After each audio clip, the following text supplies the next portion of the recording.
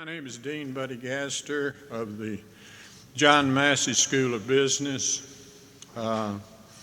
Welcome to the Massey Family Lecture. Our president, Dr. Larry Minks, will introduce the guest. We're glad to have all of you here. And Dr. Minks.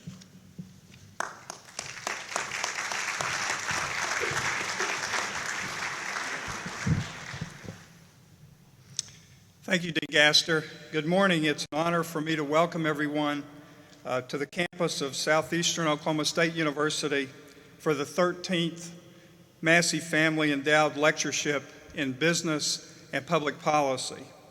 Before I begin the program, I'd like to acknowledge the fact that our John Massey School of Business holds accreditation from both the Association of Collegiate Business Schools and Programs and also the Association to Advance Collegiate Schools of Business International. In fact, the John Massey School of Business is one of a handful of business programs worldwide accredited by both of these organizations. Please join me in congratulating the John Massey School of Business on this accomplishment.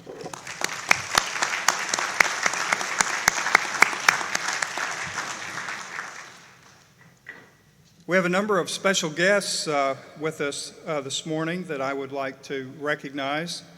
So if they would stand and remain standing as I recognize them, and then we'll give them a big round of applause at the end. First of all, Regent Connie Riley, Chair of the Regional University System of Oklahoma, Board of Regents. Dr. Raquel Smits, Vice Chancellor for Administration, Oklahoma State Regents for Higher Education. Introduction, Raquel.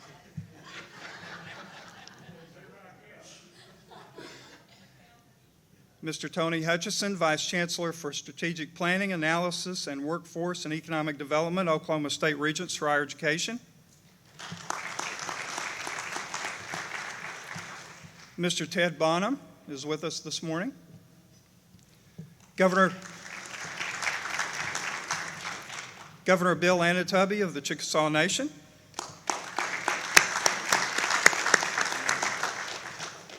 Mr. Chris Anatubby, Chief Medical Solutions Officer of the Chickasaw Division of Commerce.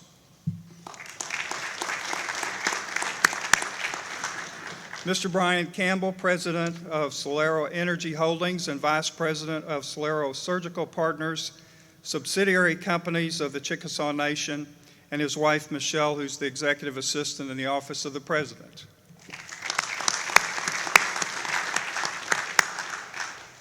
Mr. Joe Hill, representing Congressman Dan Bourne's office.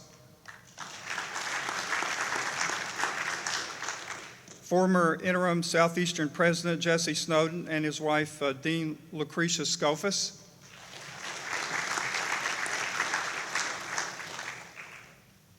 Mr. Reggie Sullivan, businessman in establishing the Sullivan Lectureship at Southeastern, to my left here. Mr. Butch Arnett, chairman of the Southeastern Foundation Board of Trustees, and his wife, Carolyn.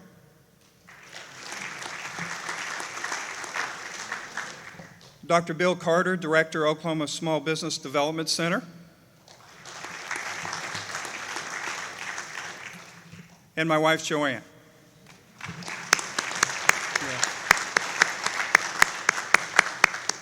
Thank you very much. Good to have everyone with us. State Regent John Massey made the Massey Family Endowed Lectureship Program at Southeastern possible with a gift in 1994, which was matched by the Oklahoma State Regents for Higher Education.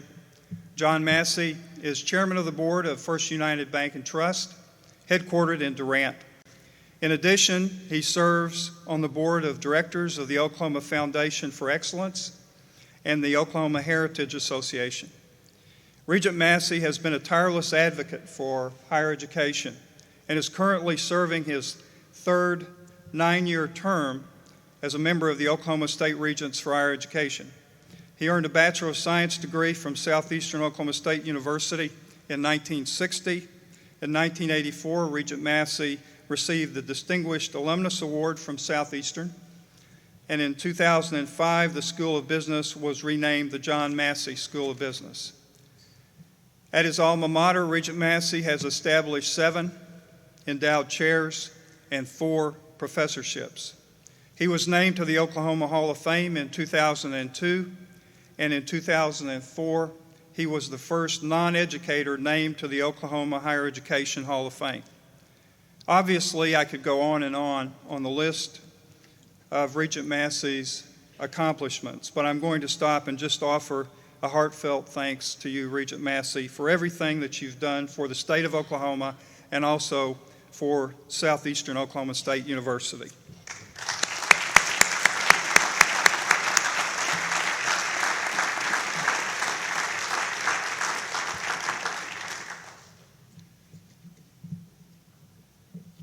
I'd also like to recognize Regent Massey's family who could be with us here today. First of all, his wife Donna.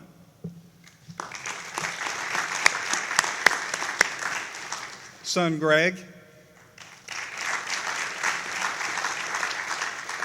Son Brian Wendell and wife Bridget.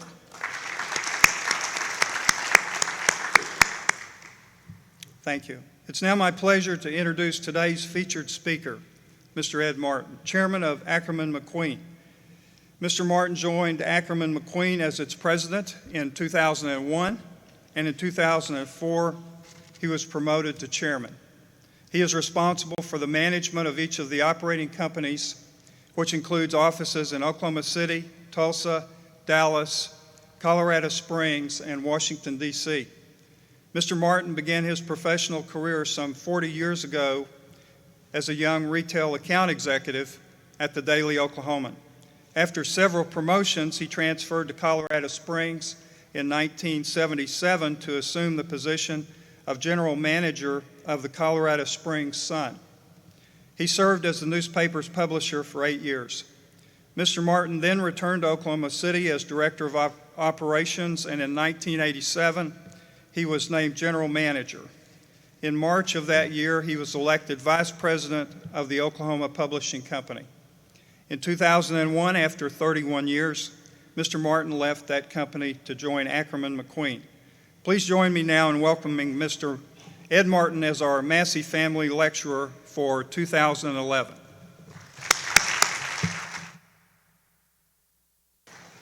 Thank you very much. Regent Massey, President Minks, Governor Tubby, Chief Powell, who I had a chance to spend some time with last night, Dean Gaster, distinguished faculty and guests. It really is a pleasure for me to be here. I consider this a real honor. I am back home. I'm from Latimer County. I'm from the county seat of Latimer County, Wilburton, and it's a pleasure for me to be here. Southeastern brings back a lot of great memories for me, and although I've traveled a lot since those days, it's always a pleasure for me to be back in this part of the country. I would be remiss if I didn't tell you a little bit about our company. We're a regional advertising company. You heard where our offices are around the country. We are honored to serve and consider ourselves partners with what many people call their clients. One of our most valued clients in partnerships is with the Chickasaw Nation. And I'm honored to have the governor here today and my friend Brian with us today that really kind of got all this started about 8.5 years ago. Also, since we're introducing people, look out at my old friend Dr. Darius Madge, who we spent a lot of our formative years together in Latimer County. And it's an honor to have Darius here today too. I'd like to address my comments for the most part today to the business students and the future business men and women of our country. Although right now, I don't know how big you're thinking. I know in my heart that you're going to be future leaders and I want to address my comments today to you. The business world, it seems, is an easy target for those pundits trying to identify society's ills. Our screenplays, our books, and far too often our newspapers are endlessly populated by business people who recklessly pursue profit with total disregard for the consequences. Today, many believe businesses are built around only making money at the expense of all else. Many more lay the blame of the current recession squarely at our feet. Reflection over that economic downturn has sparked a range of questions. Are business careers and positive change mutually exclusive? Does turning a profit necessarily mean damaging the greater good? It's my firm belief that a career in business not only allows a conscious, but demands and rewards one. I think it's critically important that the young people not just hope, but expect to use their career to make a positive difference. Business in our nation is our heartbeat. It demands creativity, it demands innovation. It inspires our very best work. America has always stood as a beacon for anyone with a good idea. If you can make something better, you can earn a living here. Race, gender, class, in the business world, none of them will make a bad idea outsell a good one. And yet our consumers aren't blind. Good ideas rarely sell if they're sold by bad people. They give their money to companies whose values match their own. So with the success comes great responsibility. Responsibility to consumers, ensuring you're providing them a quality product at a reasonable price. Responsibility to employees, so they are rewarded for their contributions and so they understand the value of those contributions. And responsibility to society, to help create a better community, one that fosters innovation, rewards creativity, one that understands the value of good business and recognizes that a healthy society is more productive for everyone. Successful businesses are stewards of their communities, and I want to emphasize that.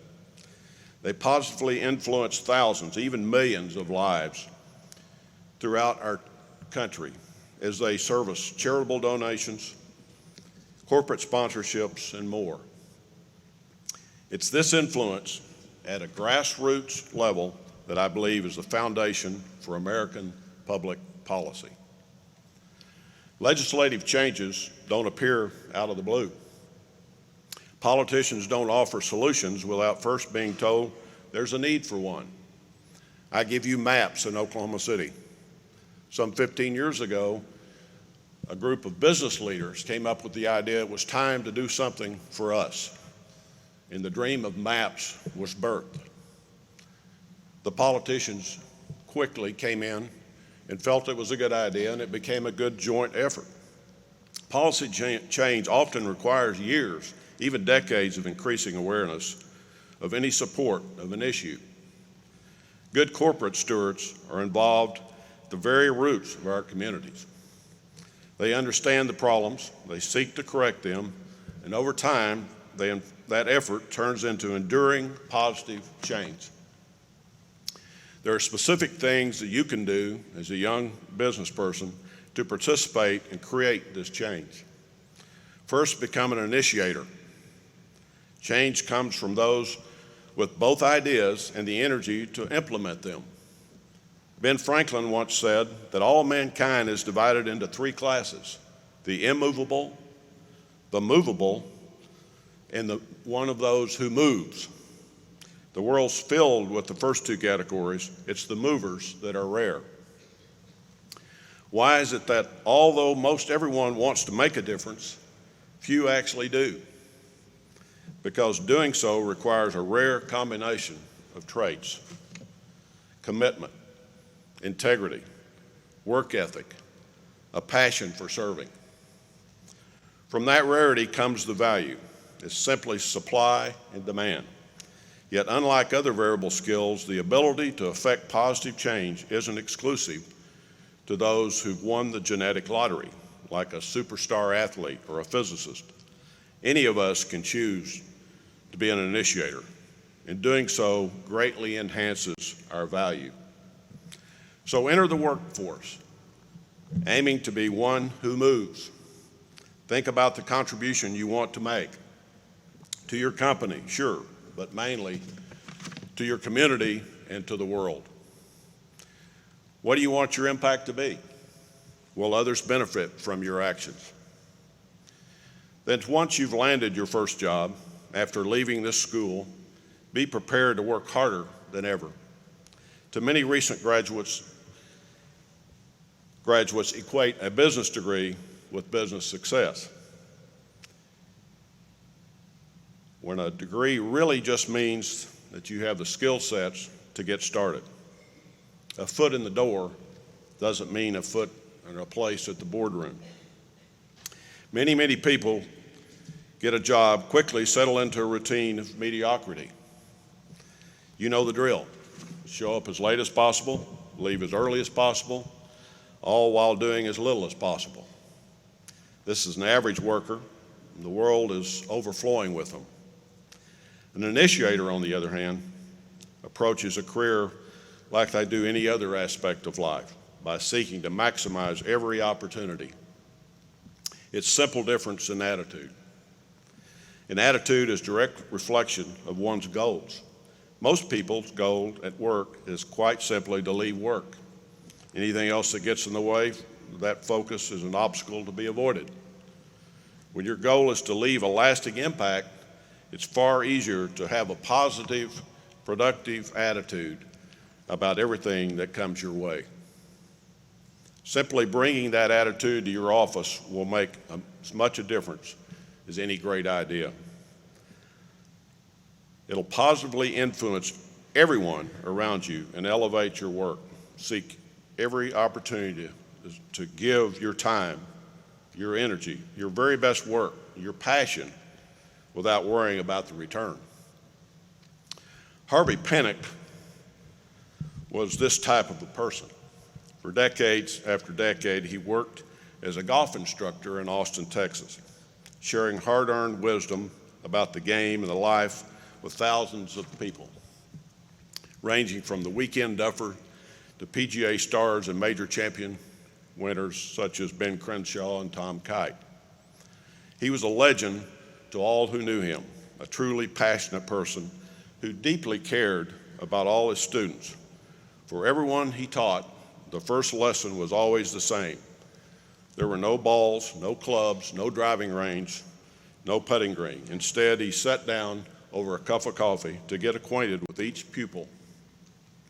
His obituary in the Austin American noted the aims of this life were so inseparable from his actual achievements that he seems to have perfected both the teaching of golf and the art of living.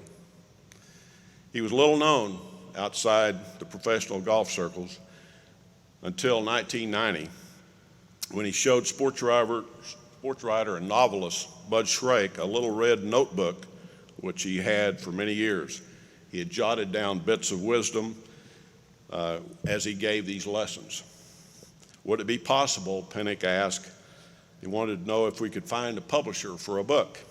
Well, Shrake returned in a few days later with the news that he had found an interested company.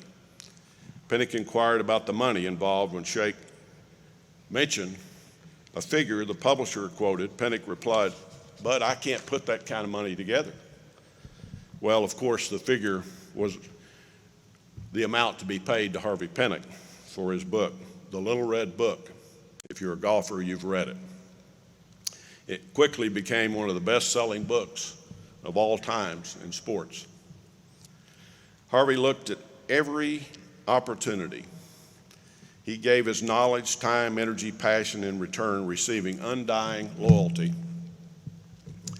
and accolades from the people whose lives he touched. They all instantly recognized his success resulted far more from his desire to reach people than his ability as a teacher. The lesson, I think, is simple. People who do great things for other people receive great things in return. Being an initiator in the workplace is an essential part of making a difference. But doing the same in your community is a necessary and a valuable complement.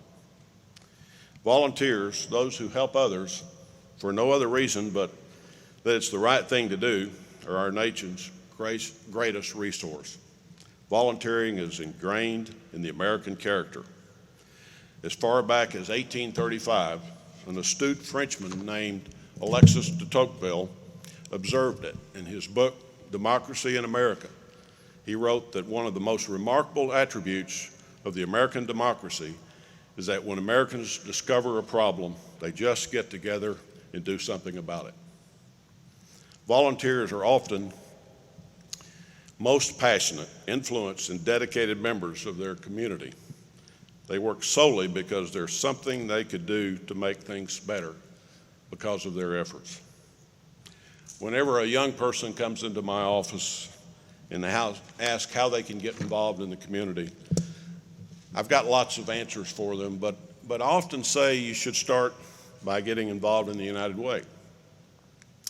I've been involved since one way or another, and I hate to admit it, since I was 22 years old. I've seen the positive impact that the United Way in several different communities have had. It's an organization that can benefit from anyone's help. Whether rich, young, old, poor, working together is they have something in common. Working there means cutting across boundaries, occupation, race, gender, hometown, in the name of improving the common good. There are countless people I've met through the United Way that I would have never met before. And I benefit from those relationships in many, many ways. In Oklahoma City and many, many other communities around the country has benefited from the United Way. We work to empower community members through a wide variety of programs ranging from job training, counseling, after-school programs, to independent living opportunities for senior citizens. The goal is to address needs wherever we find them and ultimately create a stronger, more self-sustaining community. In the process, our volunteers and participants see new perspectives and gain a fuller understanding of how we all will be impacted. Anyone involved benefits, and the community is better for it. Eventually, public policy conforms to our increased understanding of each other's needs. Laws are considered to improve the community, and politicians react to more empowered, aware constituency. Another interesting example of public policy change involves one of my agency's clients, the National Riflemen's Association, the NRA. In our decades-long relationship with them, we've watched their influence grow exponentially. Statistically speaking, Americans' attitude toward firearms and the Second Amendment have dramatically changed over the past 30 years. Today, Americans are far more educated about the nature of firearms and the firearm owners than ever before. Many people point to the NRA's high-profile presence in newspapers and on television and in the courts to explain the shift. And while that is a powerful presence, it's doubtlessly led to expanded Second Amendment freedoms. I don't think it's the primary reason for the shift in attitudes. Instead, I credit the millions of NRA volunteers who have donated their time, their money, their expertise to programs like firearms education, hunting instruction, law enforcement training, youth safety courses, and more. They are the ones who, through increasing their profits, demonstrated their message to friends, neighbors, and local communities. No amount of political lobbying or courtroom victories can achieve what millions of volunteers did. They showed skeptics through personal interaction. The gun owners were nothing to fear. The astounding amount of change that we've been able to cause is rooted in the grassroots communities, involvement of millions of their members. I've talked about a variety of ways to make a difference in others' lives. Doing so first requires a commitment to yourself, then a commitment to being involved. It's impossible to effectively make a difference, though, if you're not informed. I recently read a survey of young adults. Nearly a third couldn't attribute the words, "Ask not what your country can do for you," to John F. Kennedy. Another third didn't know the Bill of Rights protects our freedom of religion and speech. 50% couldn't articulate the purpose of the Declaration of Independence, but 98% correctly identified Snoop Dogg as a rapper. Knowledge of current events and their background is as important as ever, but our commitment to learning about them is as low as ever. It's impossible to know how to affect positive change in our communities or anywhere else we go if we don't have the idea of what we need to change. Technological progression will make staying informed one of your generation's greatest challenges. Already, media's decentralization is making it easier than ever to distance ourselves from the news. At least in newspapers' heyday, getting to the sports section meant you flip past the front page stark realities. Now the sports section is ESPN.com or SportsIllustrated.com, and the news is only there for those who seek it. My challenge is that we need to seek it. Completely ignoring the news is easier than ever. And so regarding and reading only the stories that appealed to your narrow specific interest, if you're in the aerospace industry, then you can choose any topic in the aerospace industry and get what you need and see those stories dealing with that. If you're only interested in the Middle East, you don't have to see anything else. You can just go straight to the Middle East. Conservatives need not read liberal opinions or vice versa. Treating the news like entertainment is a dangerous choice. Of all the benefits of being informed, one of the most valuable is that doing so engages readers in a world that, unlike a TV remote or an internet browser, doesn't respond to every command. The news tells humanity's ongoing story, where one event never means the same to every person and always triggers others. Ignoring that story doesn't make it less real. It just vastly diminishes our role in it. Like it or not, you don't exist in a vacuum. You, your company, your community are all affected by what goes on outside. You can't control what happens so much as your reaction, but you have to be informed to know how to respond in the first place. Earlier I mentioned how many people want to make a difference, but very few do. You can be the most informed person on the planet. You can know exactly what you want to benefit, those who want to benefit from your help, and how to give that help. The hardest part is actually doing the work. It's up to you to follow through and get results. And when I speak to volunteer groups, I like to talk about the Noah principle. And that is, predicting rain is helpful, but what really counts is building arks. A lot of people mistakenly think that this means you have to deliver things alone. Not at all. The smartest workers know what you're really capable of and constantly assess what they're being asked to do. What's important, though, is how we really get this done. So with that in mind, I want to talk to you about trying to get the job done alone and working as a team. I ran into a story not too long ago that I think illustrates that point of trying to do the job alone. I am writing to the response of your request for more information regarding block number 11 on the insurance form, which asks for cause of injuries, wherein I put trying to do the job alone. You said you needed more information, so I trust the following will be sufficient. I am a bricklayer by trade, and on the date of the injuries, I was working alone laying bricks around the top of a 4-story building when I realized that I had about 500 pounds of bricks left over. Rather than carry the bricks down by hand, I decided to put them in a barrel and lower them down with a pulley beside the side of the building, which was fastened to the top of the building. I secured the end of the rope at the ground level, went up to the top of the building, loaded the bricks into the barrel, swinging the barrel out with the bricks in it. Next, I went down and untied the rope, holding it securely to ensure the slow descent of the barrel. As you will note on block number 6 of the insurance form, I weigh 145 pounds.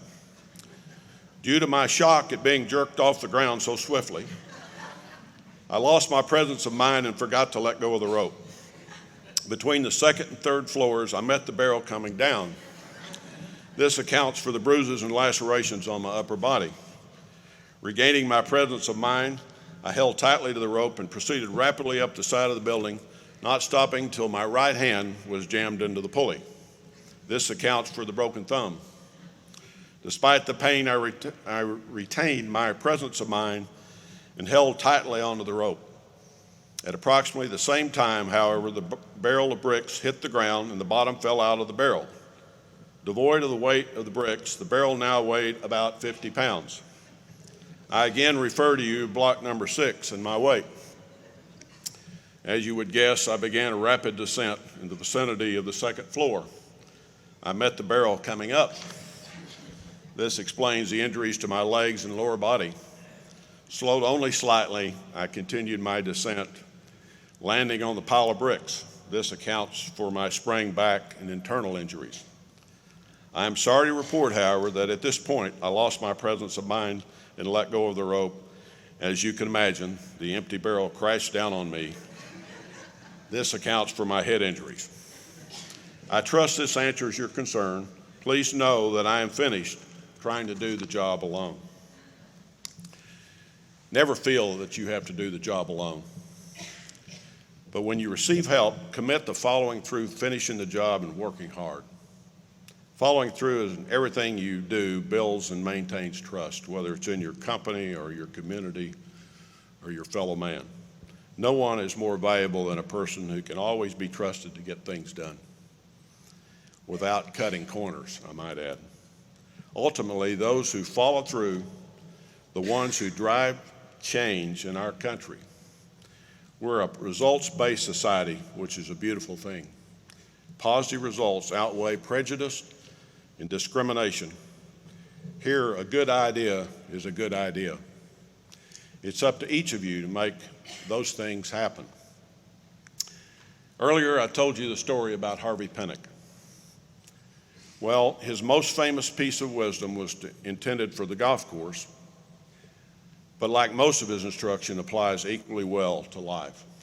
Take dead aim, he said.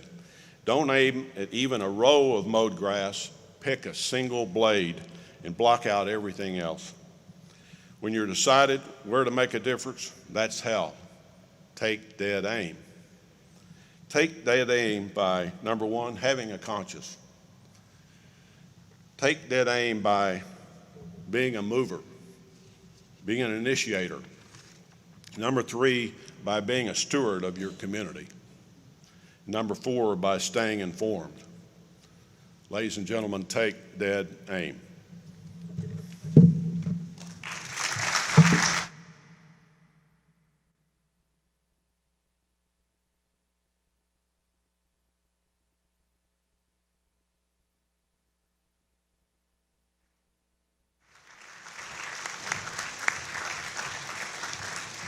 Thank you, Mr. Martin, for those very insightful comments. We now have time, I think, for a couple quick questions from the audience. If we have a couple, or I guess the microphone's over here.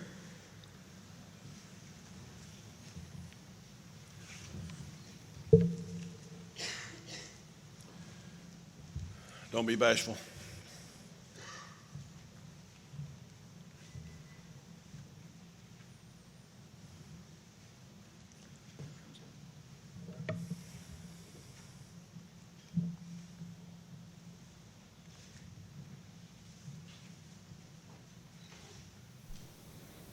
You said that you worked with the Oklahoman for quite a few years. Can you tell us who you learned the most about marketing from?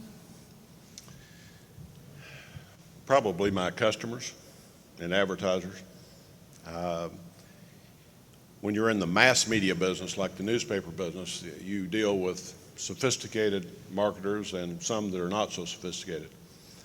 But I probably learned more from those sophisticated marketers about advertising. Now, I had a mentor. His name was Howard Nix, and he taught me a lot about how to deal with customers. I learned at an early age, and I hope it came through today, that relationships is what it's all about. And advertisers, as they try to communicate to their customers or who they're trying to reach, are really trying to develop a relationship with those people through various media.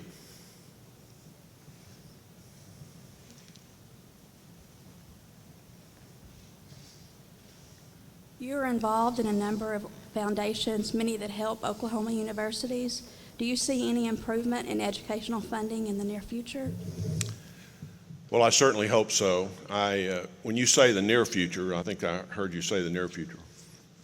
I think it's going to be difficult in the next 3 to 5 years, but I'm optimistic that we live in a society that demands certain things, and I think education is one of them. And I heard a statistic this morning that now the students are maybe paying close to half, or maybe more than half of the cost of coming to school, whereas years ago, maybe they only paid about 15%. And it's kind of like $4 gasoline. There's going to come a point in time when people can't afford to drive their cars. When gasoline, I don't know what that figure is, but there's going to come a time soon, if things don't turn around, where people will drive less or not drive at all. And unfortunately, I think it's that way in education.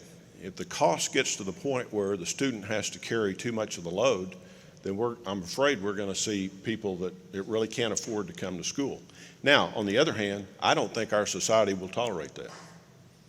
And I think there will be more pressure put on from a political standpoint to do a better job funding higher education and common education as well. It's a difficult problem, and we all know about the budget issues that we're having in the state, and our state's no different than others. We're probably in better shape than most. So hopefully that answers your question. I don't know.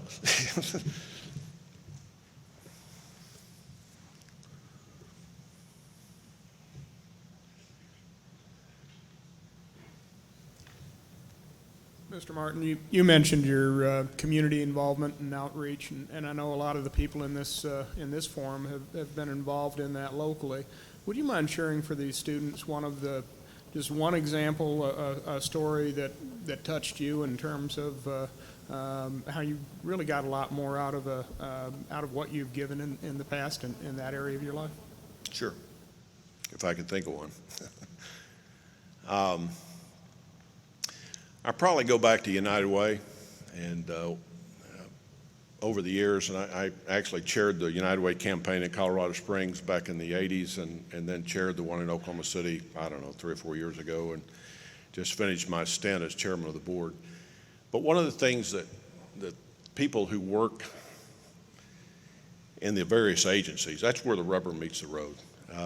And each year we do what we call a bus tour, and we offer this to people from companies that want to know more about where their money goes when they invest it in United Way. And by the way, last year, Central Oklahoma's United Way raised right at $22 million. So I always like to stand up. I'm getting a little ahead of your question, but I always like to stand up in front of people and say, I know where the money goes. And the reason I know where the money goes is because I go out and I see how the agencies spend their money. I won't go into any more detail about that. But there's one of our agencies is called Special Care. And I know some people in the audience know exactly what I'm talking about. And I've been visiting Special Care now for 20 years. I've seen them move into a new facility. And Special Care is a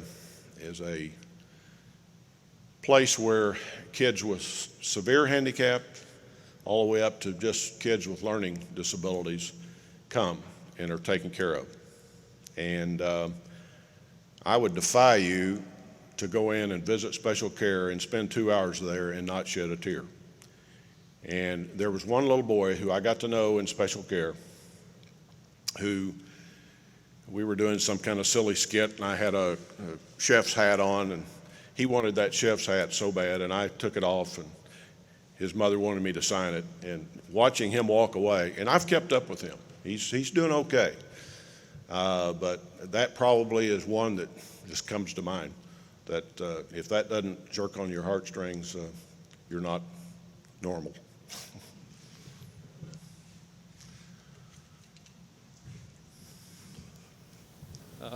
You have been involved with the Boy Scouts of America. What do you think is the most important lessons taught through their programs?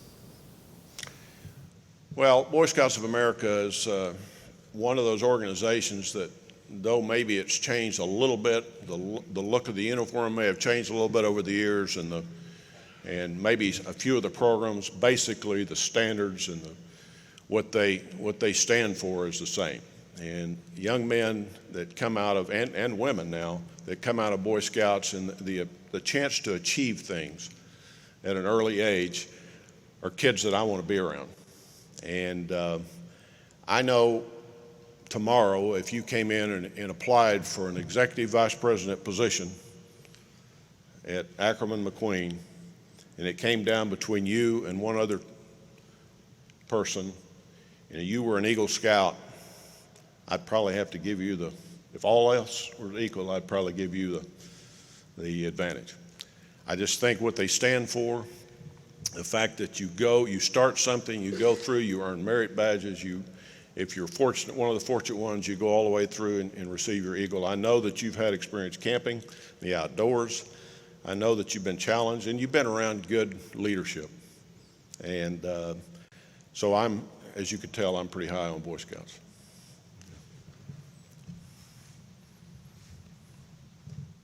Are you getting hungry, President? Thank you so much, Ed. On behalf of Southeastern Oklahoma State University, I want to take an opportunity to present this special plaque to you in appreciation for your contributions to the rich heritage of the Massey Lectureship. Also, your name will be engraved in the large plaque that resides in the John Massey School of Business. Very good. Thank you.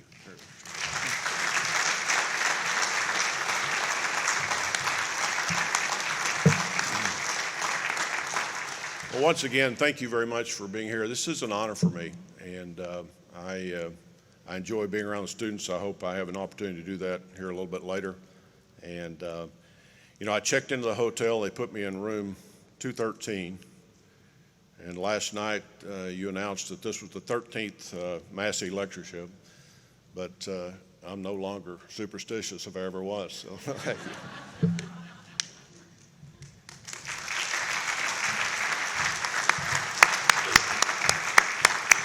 Thank you once again, and thank you all for your participation in this event, and we're now dismissed.